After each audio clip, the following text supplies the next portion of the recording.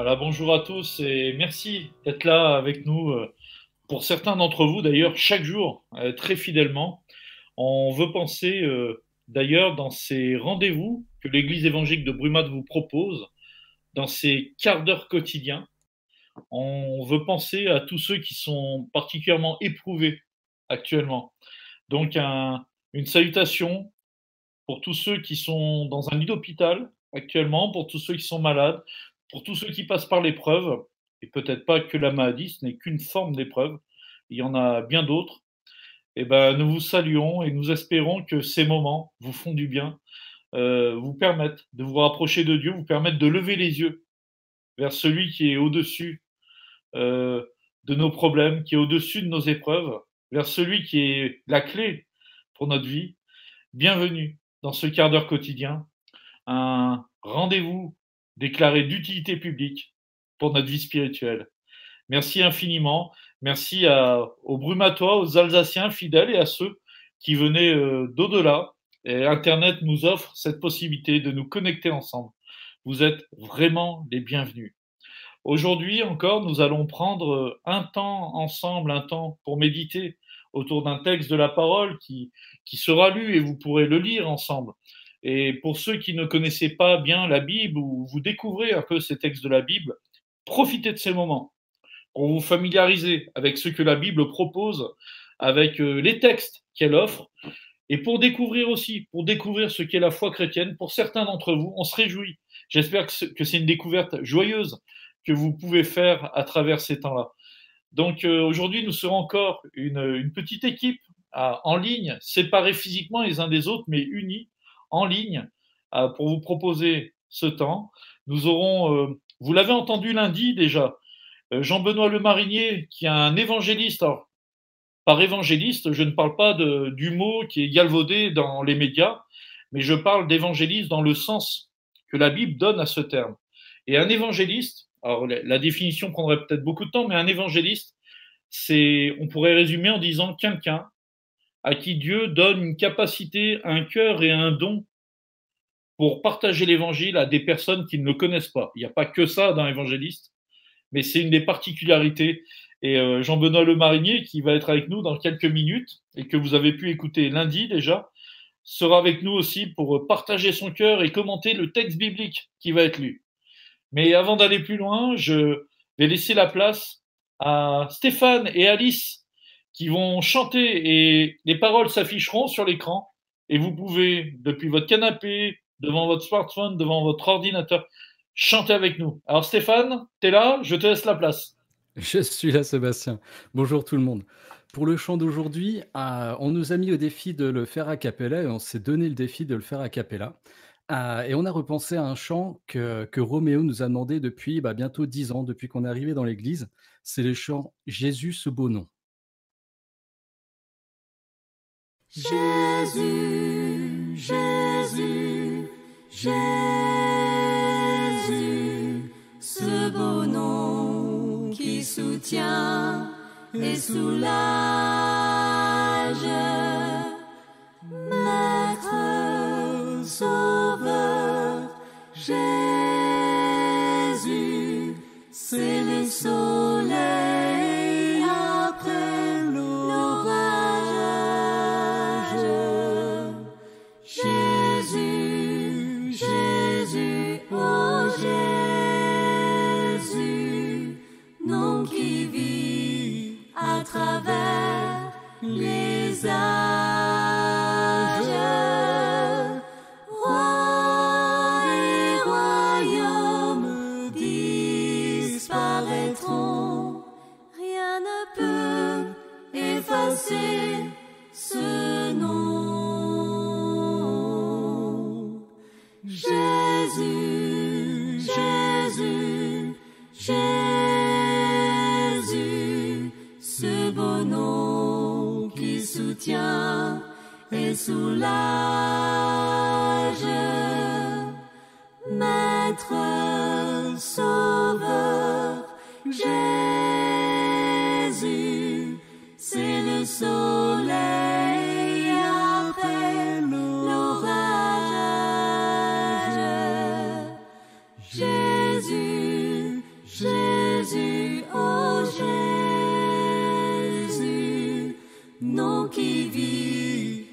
travers les âges. Rois et royaumes disparaîtront, rien ne peut effacer ce nom. Merci pour cette magistrale version. Et c'est le royaume de Dieu que nous voulons accueillir aussi au travers de ce chant et continuer dans une attitude de cœur soumise à notre Dieu. Nous voulons lire ce texte de Philippiens 4, versets 6 et 7. Ne vous inquiétez de rien, mais en toute chose par la prière et la supplication, avec des actions de grâce, faites connaître à Dieu vos demandes. Et la paix de Dieu, qui surpasse toute intelligence, gardera vos cœurs et vos pensées en Christ Jésus.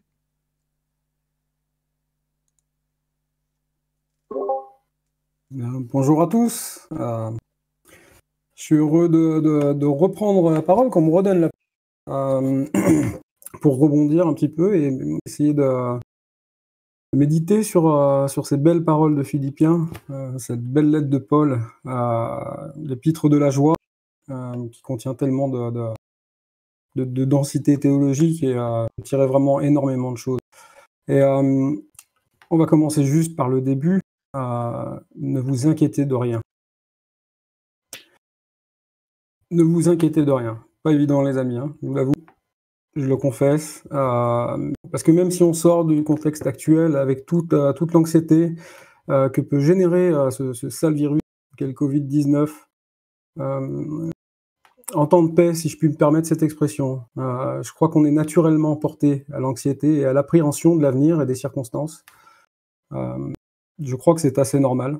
On est pour mourir et rien que ça déjà. C'est anxiogène. Et je suis conscient aussi qu'aujourd'hui, ces deux versets peuvent être inaudibles, incompréhensibles pour beaucoup d'entre nous, qu'on soit croyants en Jésus-Christ ou non. Et pourtant, je crois que Dieu nous parle très clairement au travers de cette lettre, et je crois que Dieu se veut rassurant. Nous portons chaque jour le poids de beaucoup de choses qui égratignent, voire brisent notre confiance en Dieu. Peut-être parce que nous croyons que cette confiance dépend finalement de nous et que nous avons besoin de tout contrôler dans nos vies. Et là, Dieu dit, ne vous inquiétez de rien. Je suis Dieu et Christ est le rocher sur lequel vous avez fondé votre confiance. On parle de confiance, mais on devrait plutôt parler de foi ici, parce qu'il y a une légère différence dans ces deux mots. Beaucoup d'entre nous, nous avons des relations de confiance, avec un époux, une épouse, un frère, une sœur, des amis proches. Et si on va par là, même notre garagiste ou notre coiffeuse, quand on y pense, on a une relation de confiance avec. Quand on va voir pour la première fois le garagiste ou la coiffeuse, voilà, il y a un pas de confiance à faire. Hein. On ne sait pas si je l'ai expérimenté il y a quelques semaines.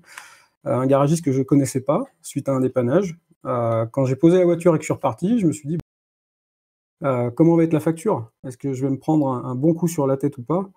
Et puis, quand j'ai changé de coiffeuse il y a quelques années, la nouvelle, voilà, est-ce que je ressors avec une super coupe de cheveux?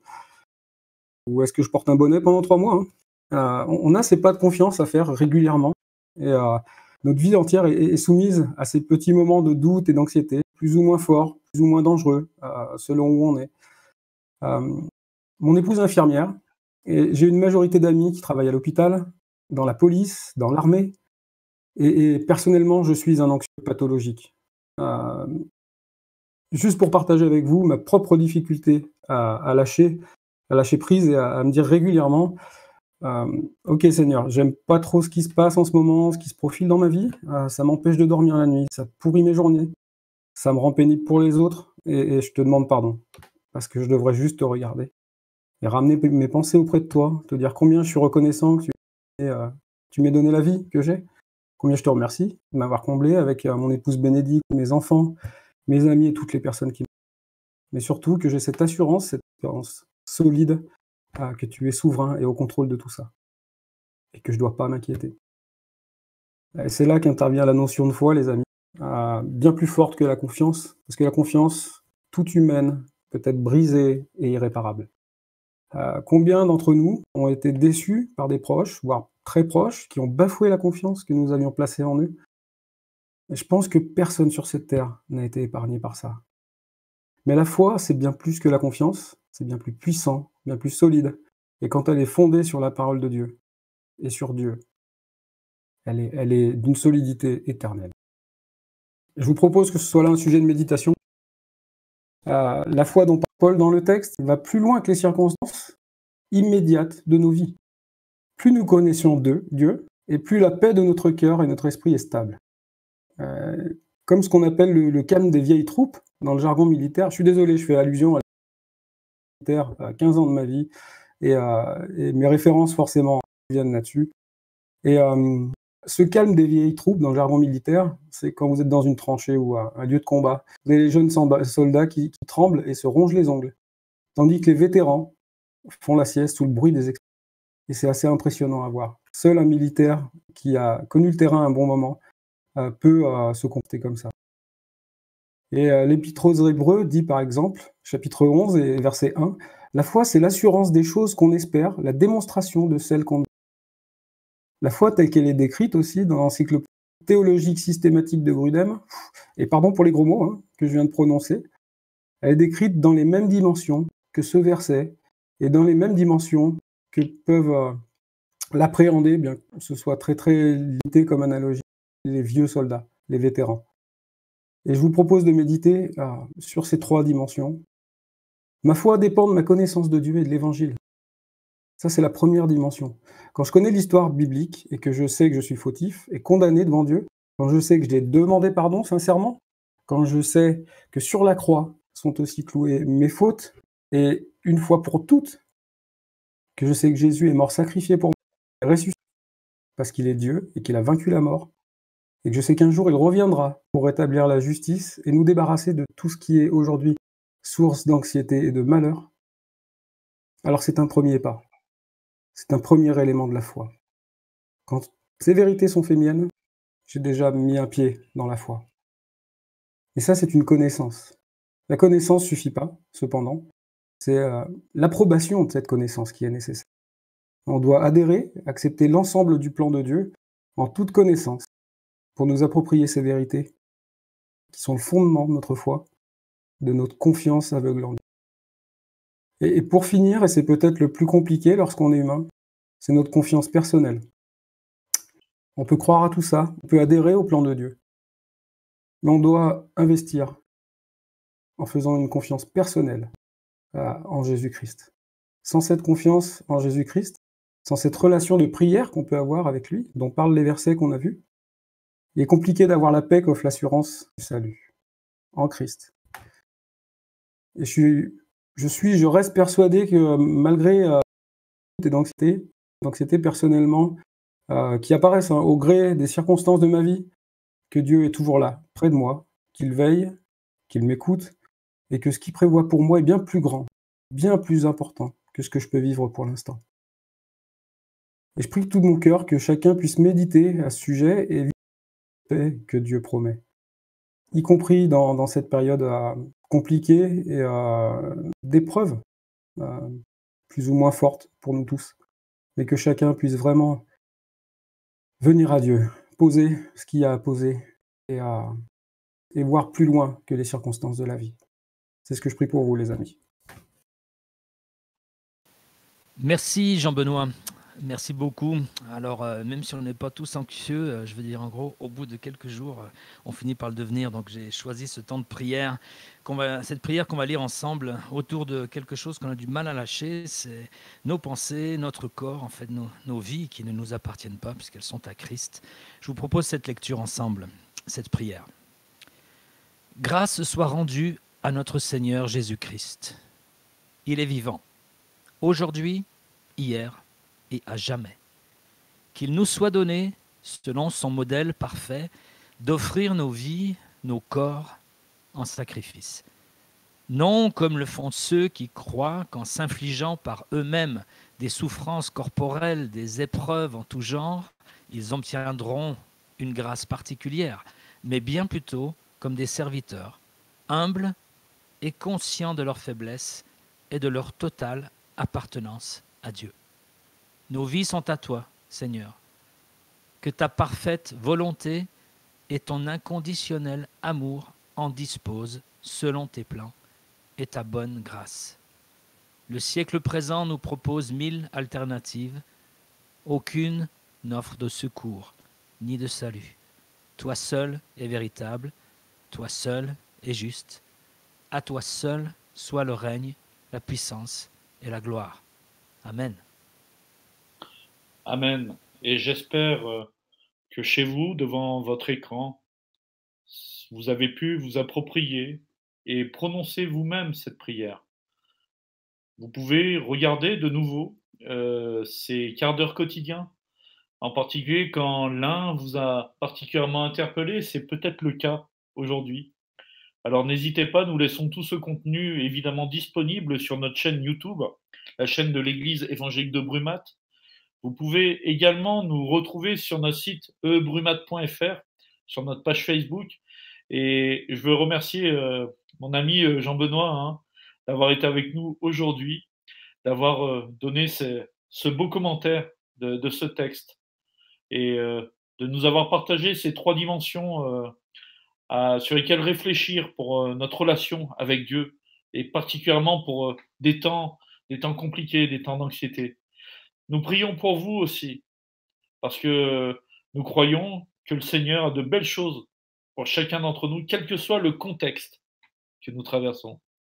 Alors, chers amis, chers frères et sœurs, vous internautes qui êtes là, et en particulier peut-être pour ceux qui découvrez aussi, vous êtes en train de découvrir l'Évangile, ce que la Bible dit, de quoi ça parle, eh ben, nous vous donnons rendez-vous donc tous les jours, et donc à demain à midi pour notre quart d'heure quotidien. Que Dieu vous bénisse.